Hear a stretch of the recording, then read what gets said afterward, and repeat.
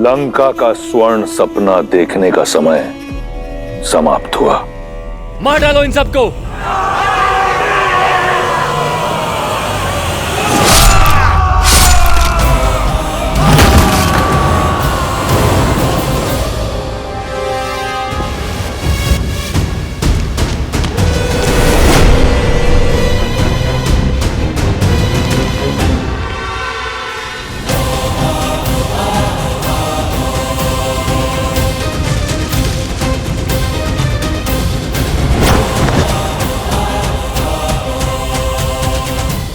संसार भूल जाता है कि दशानन का एक और शीश है।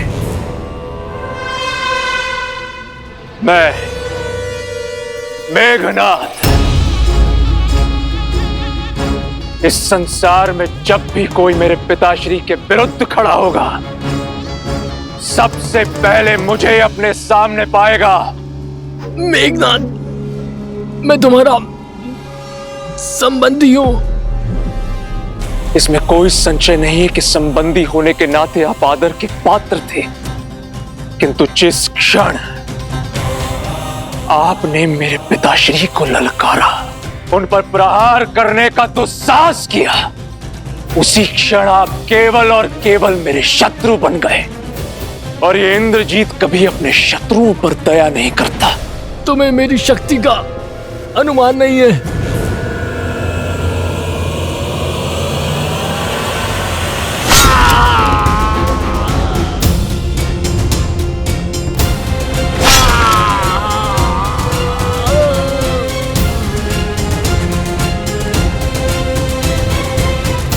शक्ति का अनुमान भी है, और तुम्हें किस तरह अपने पिताश्री के चरणों में लाना है उसका ज्ञान भी है।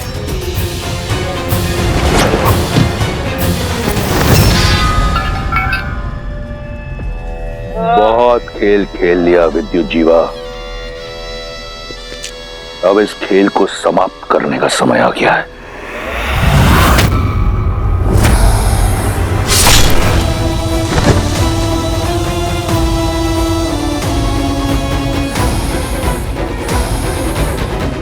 हम जो चाहते थे वो हमने पा लिया पिताश्री। आपके शत्रु का शीश आपके चरणों में है। अब लंका चले। लंका लौटने की इतनी शीघ्रता क्यों मेघनाथ? अपने विजय का उत्सव तो मना ले। जिस लंका की आन के लिए यह प्रयास किया, उसके लिए नागलोक से कुछ उपहार तो एकत्रित कर लें। सैनिकों, नागलोक पर छा जाओ, कोना कोना छानो, नागमणि, आभूषण, जो भी मूल्यवान वस्तु मिले छीन लो, लूट लो।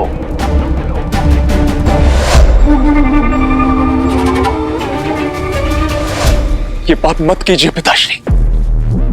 नागमणि में नागों के प्राण, उनकी शक्ति बसती है। इसमें कोई पाप नहीं। लंका की सुरक्षा, लंका की समृद्धि मेरा धर्म है, और अगर उसके लिए कुछ नागों का बलिदान होता है तो इसमें कुछ अनुचित नहीं। नहीं पिताश्री, नहीं। सुलोचना भी इसी लोक से है। इस नाते नाग हमारे संबंधी हुए और हम उनके अतिथि हैं। ये नागलोक में लूटपाट करना अतिथि धर्म के विरुद्ध है पिताश्री। अपने ससुराल से जमाई का भेंट लेना किसी मर्यादा के विरुद्ध नहीं। समझने का प्रयास कीजिए। मैंने तुम्हें यहां अपनी इच्छा की पूर्ति के लिए बुलाया, तुम्हें मुझसे प्रश्न करने की अनुमति नहीं। जैसा कहता हूं वैसा करो, जाओ। जो आज्ञा पिताश्री।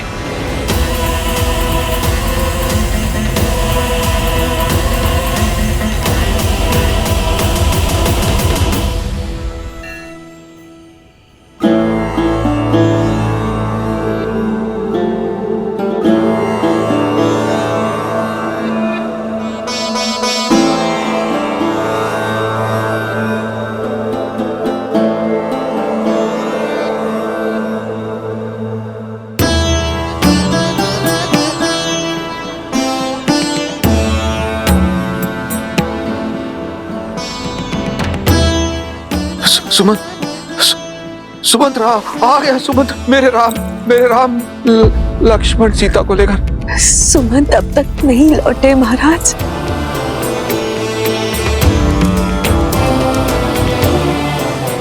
अर्थात अभी तक नहीं लौटे तो वो राम और सीता को लेकर ही आएंगे वापस। हाँ महाराज। मेरे राम पिताश्री,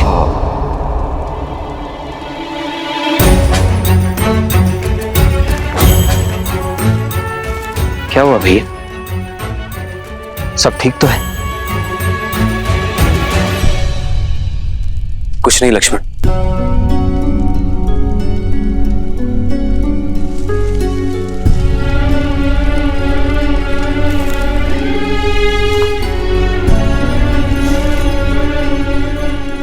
भाई को कुछ नहीं बताया कि उसे चिंता होगी, पर बाहर से तो अपनी मन की पीड़ा बांट सकते हैं ना आर्य। एक स्वप्न ने मुझे विचलित कर दिया सीता। ऐसा लगा जैसे पिताश्री मुझे पुकार रहे हैं।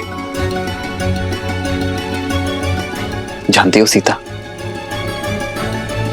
आज तक किसी भी प्रकार के भय को मैंने अपने समीप नहीं आने दिया, किंतु न जाने क्यों पिताश्री को स्मरण करके वही भय मेरे हृदय को जकड़ रहा है। ऐसा अनुभव होता है जैसे अयोध्या पर संकट के घने बादल मंडरा रहे हैं।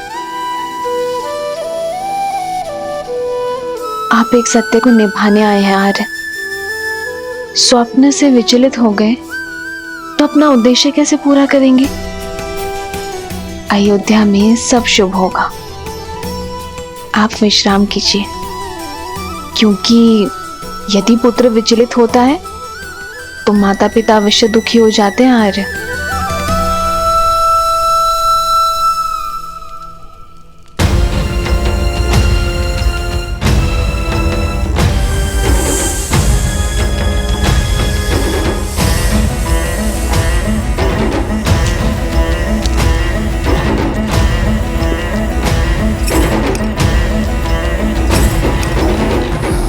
उत्तम, अति उत्तम। इसे लंका ले जाने की तैयारी करो। जो आज्ञा पिताश्री।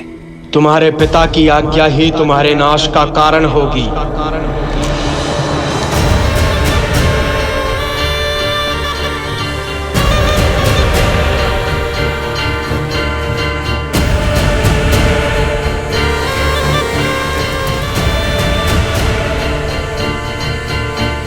जिसमें पाप और अधर्म के विरुद्ध लड़ने का साहस नहीं होता, वो भी उस पाप का भागीदार होता है।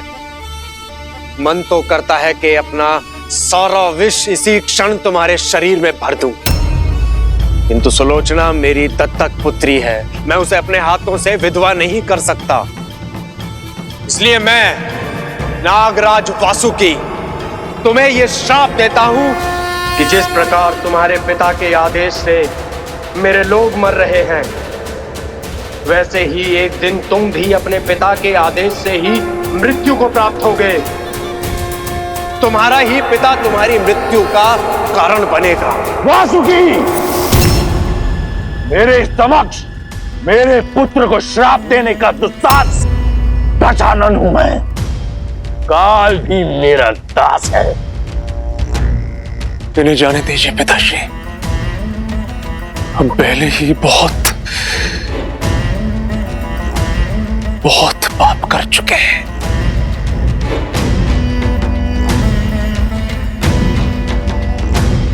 ये मेरी आपसे विनती है पिताश्री।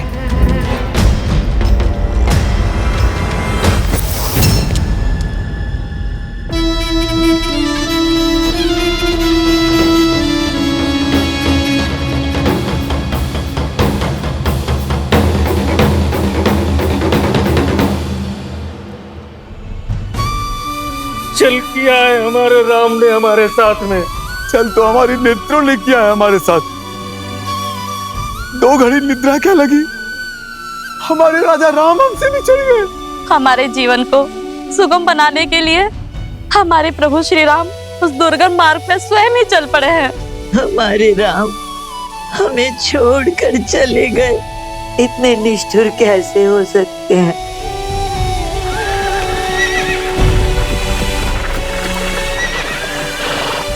ये तो अमात्य सुमंत आते हुए प्रतीत हो रहे हैं।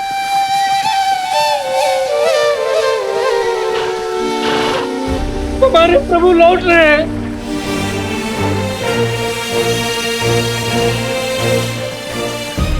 रथ तो रिक्त,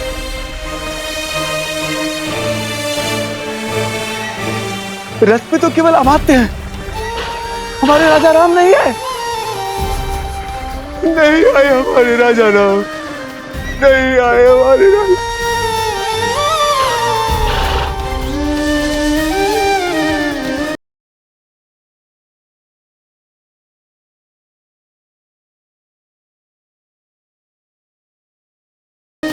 आओ आओ कैकई, आओ। मंत्रा, हाँ? तुम मुझे रात्रि के इस पहर यहाँ क्यों लाई हो? उस सत्य का आभास कराने जो अब तक मेरा स्वप्न था। तुम्हारे निर्णय का परिणाम तुम्हें दिखाने। वो देखो, अवध का राज सिंहासन, जिस पर बैठने की कामना कभी इंद्र भी करते होंगे। कैकई, जरा सोचो, जब हमारा भरत उस सिंहासन पर बैठेगा तो क्या होगा? कितनी प्रसन्न होंगी तुम, कितना गर्व होगा तुम्हें। कैकई, तुम अपने कक्ष में अकेली बैठी कुर्सी रहती हो, ग्लानि में डूबी रहती हो, राम को वन भेजने के निर्णय पर संदेह करती हो। नहीं कैकई, नहीं, तुमने जो किया बिल्कुल सही किया, और भरत को अवध का नरेश बनाने में जो हो सकता है करो। अपने स्वप्न को संजोवो कैकई, अपने स्वप्न को संजोवो।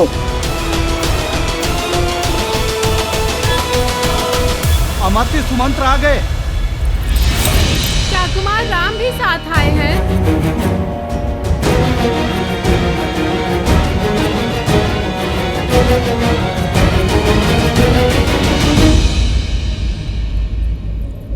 अरे जल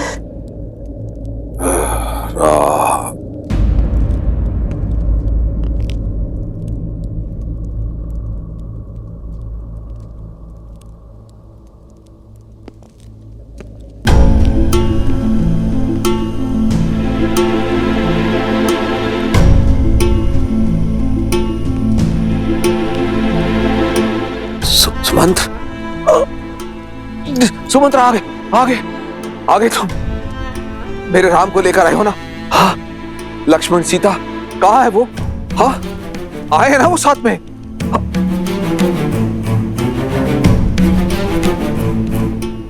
इस शुभ अवसर पर आप लोगों की आंखों में अश्रु? सुमंत्र अवश्य ही मेरे राम को लेकर आया है। उसने आज तक मेरे आदेश की अवहेलना नहीं की है। प्रतीत होता है राम सन्यासी वेश से बाहर आने में समय ले रहा। अब सुमंत, एक काम करो, राम से कहो कि युवराज के रूप में सज होकर आए और साथ में लक्ष्मण और सीता को भी लेके आए। मैं उनसे मिलने को आतुर हूं। जाओ जाओ जाओ, लेकर आओ उन्हें। खड़े क्यों हो? सुमंत्र, जाओ ना, उनको लेकर क्यों नहीं आ रहे हो तुम? सुमंत्र, वो आए हैं ना सुमंत्र?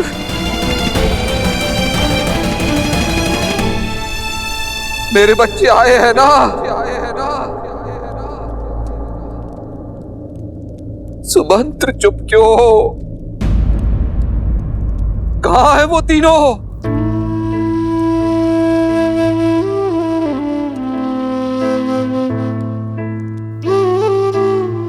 क्षमा महाराज, पहली बार आपका सुमंत असफल लौटा।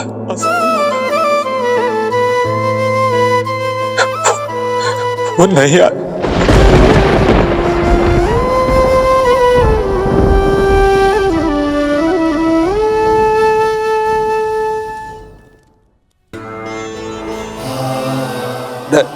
नहीं आए,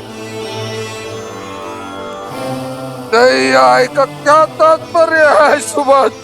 क्यों नहीं आए? क्यों लौटे हो सुमंत? किस अधिकार से लौटे हो? मेरी एक इच्छा पूरी नहीं कर पाए। मेरी कुलवधू, मेरी पुत्री सीता को भी नहीं ला सके। मैंने हर संभव प्रयास किया महाराज, किंतु वो नहीं माने। यही बात है, देख लेना, मेरा राम मेरी बात मानेगा। मुझे ले चलो, मैं जाऊंगा, मैं लेकर आऊंगा अपने राम को। मुझे ले चलो, मैं मनाऊंगा अपने राम को, मैं लेकर आऊंगा वापस उसे। भूल मेरी ही है कि मैंने सुमंत्र को राम को लाने के लिए भेजा। अब मैं स्वयं जाऊंगा और राम को लेकर ही लौटूंगा। चलो सुमंत। आपके पुत्र हैं वो महाराज, रघुकुल के गौरव, रघुकुल के गौरव, रघुकुल के गौरव नहीं लौटेंगे, नहीं लौटेंगे।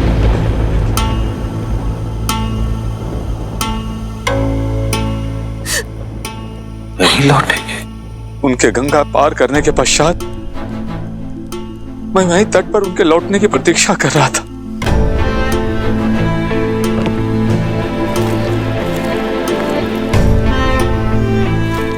सुमंत, आप लौटे नहीं? किस मुख से लौटता निषाद राज? अपने महाराज को निराश किया है मैंने, उनके राम को उन्हें नहीं सौंप पाया। उनकी अंतिम आशा था मैं। लौटना तो मैं भी नहीं चाहता था, किंतु श्री राम ने समझाया कि हमें अपना कर्म पथ, अपनी यात्रा स्वयं पूरी करनी होती है। आप लौटिए और महाराज दशरथ से वही कहिए जो श्री राम ने मुझसे कहा। हाँ, क्या कहा मेरे राम ने? बोलो ना, क्या कहा राम ने? उन्होंने कहा कि कई बार आशा टूटनी आवश्यक होती है निषाद राज। एक बड़ी आशा के लिए और बीज का फूटना होता है।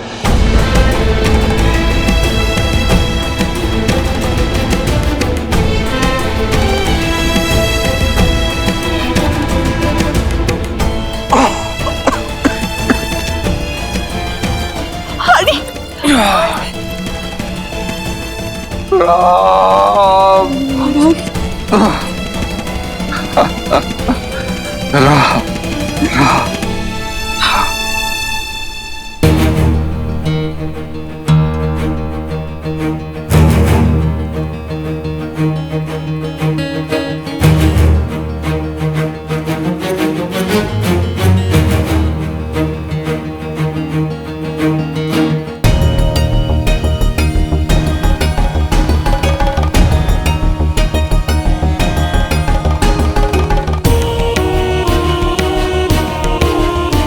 कौशल्या,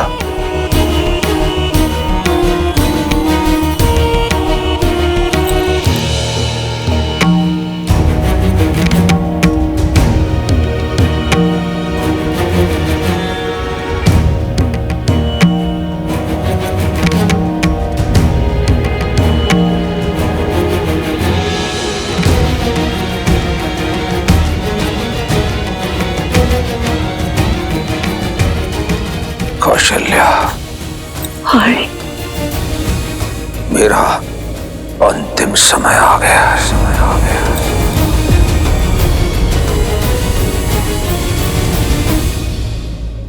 मनुष्य को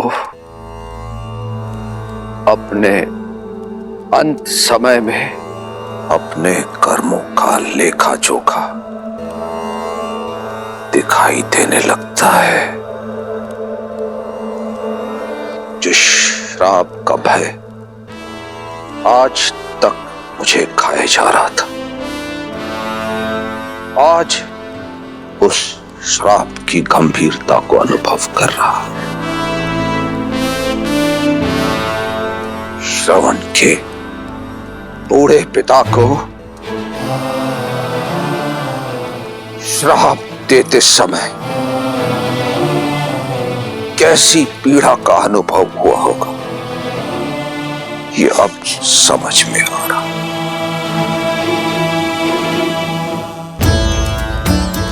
दृष्टिहीन माता पिता से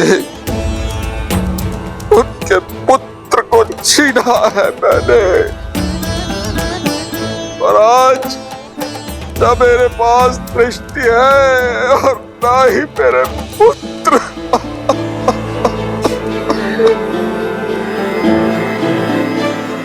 से दृष्टिहीन माता पिता को उनका पुत्र पानी नहीं मिला।